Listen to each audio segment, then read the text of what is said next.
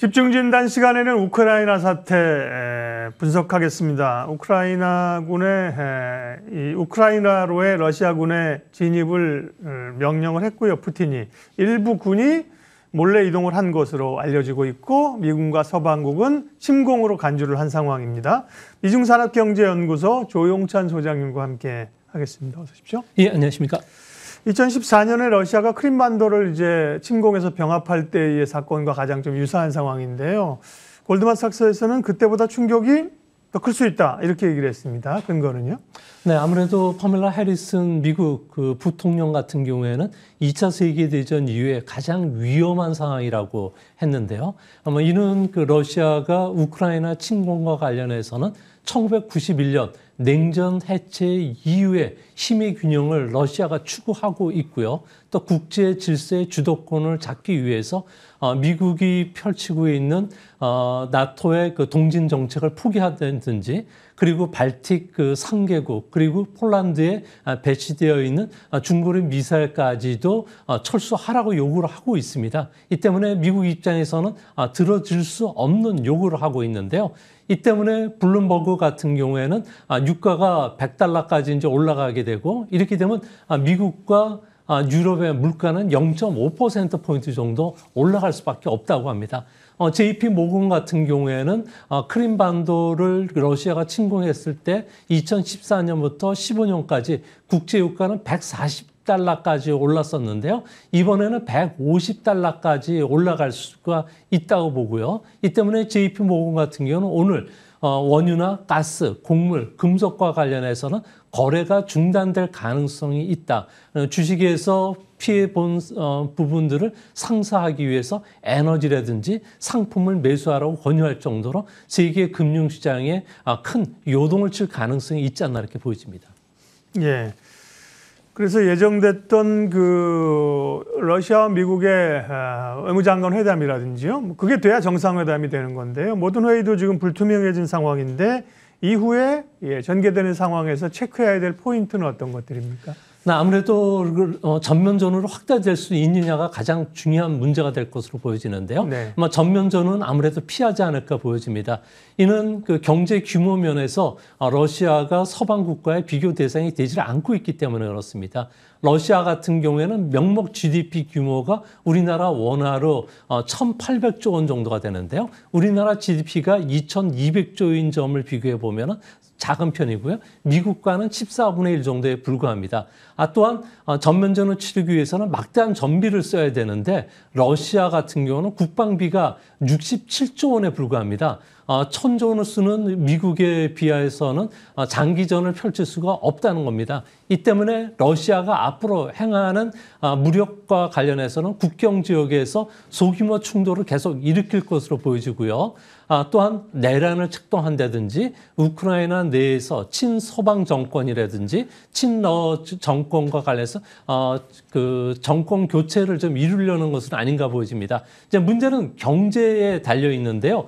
현재 러시아 같은 경우는 세계 원유 수출의 3위 그리고 천연가스는 2위 정도가 됩니다. 아무래도 공급망이 막혔을 경우에는 물가 불안을 야기시킬 수가 있는 거고요. 또 한 가지는 우크라이나와 러시아 같은 경우에는 옥수수와 밀은 전 세계 무역량의 25%를 차지합니다. 이 부분이 차단이 됐을 경우에는 아무래도 에그플레이션이 일어날 가능성이 있다는 점.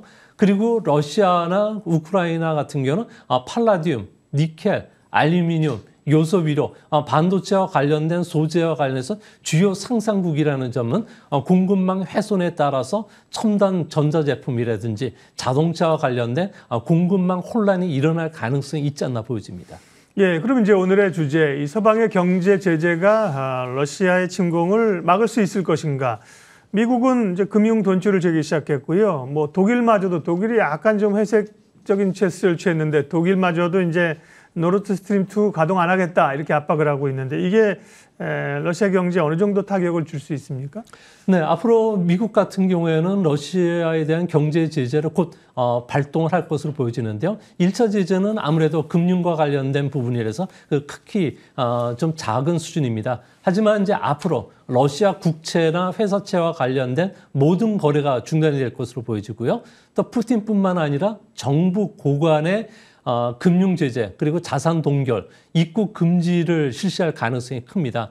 이뿐만 아니라 현재 2곳의 러시아 금융기관에 대한 금융 제재가 실시됐지만 앞으로 10곳에서 11곳에 대한 금융 제재가 실시가 되고요. 또 한 가지는 국제은행 간 통신협회가 제공하는 금융결제 서비스가 중단이 됩니다. 이렇게 되면 러시아와 관련된 자본거래, 무역거래가 모두 중지될 수밖에 없고요. 또한 그 반도체라든지 그리고 인공지능 그리고 로봇과 관련된 첨단 기술 제품에 대한 러시아 수출이 중단이 될 가능성이 큽니다. 이렇게 됐을 경우에 러시아 같은 경우에는 시베리아 같은 경우에는 원유 생산량이 계속 줄고 있는데 다른 곳을 개발하기 위해서는 북극해라든지 서시베리아를 개발해야 되는데 이거와 관련된 개발이 모두 중단이 되면서 러시아 같은 경우는 현재 1990년 초반과 같은 스태그플레이션 상황이 좀 더 지속이 될 가능성이 크다는 점에서 러시아도 이번 사태를 장기화 끌 가능성은 없지 않나 이렇게 보여집니다. 예. 말씀하신 군사력이라든지 경제 규모를 봤을 때 러시아가 장기적으로 가면 어렵다. 경제제에 대해서 러시아도 알고 있겠죠. 그럼에도 불구하고 이렇게 무리해서 우크라이나를 침공하고 하는 이유들은 이 지정학적 리스크를 고조시키려고 하는 속내는 뭘까요? 아무래도 그 유럽에서는 그 손자병법서라고 하는 게 클라우비치의 그 전쟁 논인데요. 네. 여기서 보면 전쟁은 또 다른 수단에 의한 정치의 연속이라는 표현을 했습니다. 아무래도 이 부분과 관련해서는 현재 그 러시아 같은 경우는 소련 붕괴와 같은 경제 상황에 직면하고 있는데요. 스태그플레이션 위험이 지금 높아지고 있고요. 또 인구 감소에다가 현재 코로나 방역에 실패하면서 푸틴의 지지율이 지금 바닥까지 떨어져 있는 상황입니다. 푸틴 같은 경우는 정치적 위기가 도래했을 때 그루지아, 체첸에 대한 군사 공격을 실시를 했고요. 또 조지아에 대한 그 군사 공격뿐만 아니라 크림반도 합병과 같은 조치들을 썼기 때문에 지지율을 끌어올렸다고 합니다. 이번에도 이런 형태로 보여지고요. 또 한 가지는 러시아 같은 경우는 석유 의존형 경제 구조입니다. GDP의 15%, 수출의 40%, 연방 세수의 35%를 차지하는데 현재 그 에너지 가격을 끌어올렸을 경우에는 경제와 관련된 부분들도 활성화시킬 수 있고 재정도 좋아질 수가 있기 때문에 아무래도 이번 그 군사적 지정학적 위험을 고조시켜서 전리품으로 유가 상승도 얻어내려고 하는 그런 목적이 있는 것은 아닌가 보여집니다. 경제적인 영향이야 뭐 당장 우리 주식시장이나 영향이 있지만 뭐 안보적으로야 거리도 있고 해서 우리하고 무슨 상관이 있을까 싶은데 우리 청와대도 긴급회의를 하고요. 우크라이나 사태가 우리나 이 동아시아의 안보적인 측면에서 미치는 영향은 어떤 게 있을까요? 아무래도 동북아 지역이 지금 경랑에 휩싸이고 있는데요. 대만 같은 경우에는 현재 우크라이나 사태로 인해서 긴장 상태에 좀 들어가 있습니다. 아무래도 중국이 통일 전선 전략 차원에서 압박을 강화시킬 것으로 보여지고요. 뭐 동중국해, 남중국해와 관련된 실질적인 그 중국의 지배권을 확대시키기 위한 군사력 확대에 나서지 않을까 보여집니다. 또 한 가지는 북한 같은 경우에는 핵무기를 포기했을 경우에 우크라이나가 1,800기의 핵무기를 러시아로 이전시켰는데요. 이 때문에 앞으로 핵실험이라든지 ICBM 도발도 있을 거로 보여지고요. 우리나라, 일본 같은 경우에도 집단 자해권을 확대시키기 위해서 쿼드나 오코스 확대 참여하는 방안도 그 논의가 되고 있다는 점에서 앞으로 전 세계에는 서방을 중심으로 한 민주주의 국가 그리고 소련과 중국을 대표하는 권위주의 독재 국가 간의 갈등 관계는 당분간 지속되지 않을까 보여집니다. 네, 우크라이나 사태 이번에는 투자의 입장에서 투자 경제 증시 영향을 좀 더 분석하겠습니다. 우리는 오늘 확산 일로에 있음에도 불구하고 주가가 반등하는 상황인데요. 뉴욕 상황을 좀 더 봐야 되고요. 전반적으로 글로벌 시장에 미치는 영향은 선반영이 좀 된 겁니까? 아니면 아직까지도 남아있는 건가요? 아직까지도 좀 남아있다고 보여지는데요. 아무래도 투자가들 같은 경우에는 불확실성이 고조가 되면 경기 방어주로의 그 자금 이동이 빨라지는데요. 최근에 외국인들 같은 경우에는 코스닥 시장에서는 2조 한 5천억 이상 순매수를 하고 있지만 4조 원을 순매도를 하고 있고 코스피는 2조 8천억 넘게 순매수를 하고 있는 것도 이 때문인 것으로 보여지는데요. 미국의 그 증시의 큰 손이라고 할 수 있는 ETF 펀드를 보면은 1월 달에 성장주 주식 ETF 같은 경우는 134억 달러를 순매도했고요. 또 가치주 ETF 같은 경우에는 60억 달러 이상을 순매수를 했습니다. 우리나라도 똑같은 흐름이 이어지고 있는데요. 아무래도 외국인들 같은 경우는 앞으로 우리 증시가 추가적인 하락이 크진 않겠지만 아무래도 에너지와 관련된 안정적인 배당을 주는 종목이라든지 또 현금 흐름이 좋은 종목 또 자사주 매수와 관련된 기업들에 대해서 아마 관심을 좀 두지 않을까 보여집니다. 무엇보다도 이제 인플레이션, 유가 상승이나 원자재 가격 상승이 걱정인데요. 유가라든지 원자재 가격이 이렇게 오르면 국내 증시도 타격이 불가피하죠? 네, 그렇습니다. 현대경제연구원의 그 자료에 보면요. 네. 우리나라 같은 경우에는 OECD 국가 중에서 원유 의존도가 1위라고 합니다. 국제유가가 배럴당 100달러 시대에 들어간다면은 경상 수준은 305억 달러 적자가 발생하고요. 성장률은 마이너스 0.3%포인트, 또 소비자 물가 상승은 1.1%포인트 정도 끌어올린다고 합니다.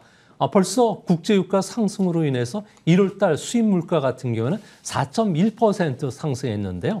산업별로 보더라도 원유의 그 원가 상승률이 23%인 정유주, 그리고 철강, 화학, 전력가스, 도로 운송, 항공 운송 같은 경우에는 비용 상승 압력으로 인해서 실적 악화 우려가 현실화되는 것도 이 때문인 것으로 보여집니다.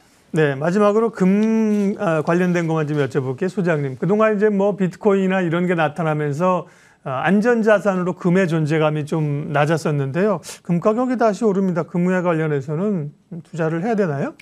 네, 금은 화학 기호로 AU입니다. AU라는 거 오르라는 뜻인데요. 네. 빛나는 새벽이라는 이야기입니다. 보통 경기 후퇴기에 투자를 하기도 하지만 지정학적 위험이 고조됐을 경우에는 금이 유일한 그 보험 성격을 갖고 있는 자산인데요. 미국에서도 위험 자산을 줄이고 현재 안전 자산의 금에 대해서 ETF 펀드들이 금에 대한 포지션을 지금 늘리고 있는 상황입니다. 이 때문에 금은 추가적인 상승이 가능하고요. 앞으로 이 금이 1트로이 온스당 2,000달러가 넘어가기 위해서는 인플레이션이 좀 더 일어나는지 또 연준의 정책 실패 가능성이 주요 그 체크 포인트가 되지 않을까 생각이 듭니다.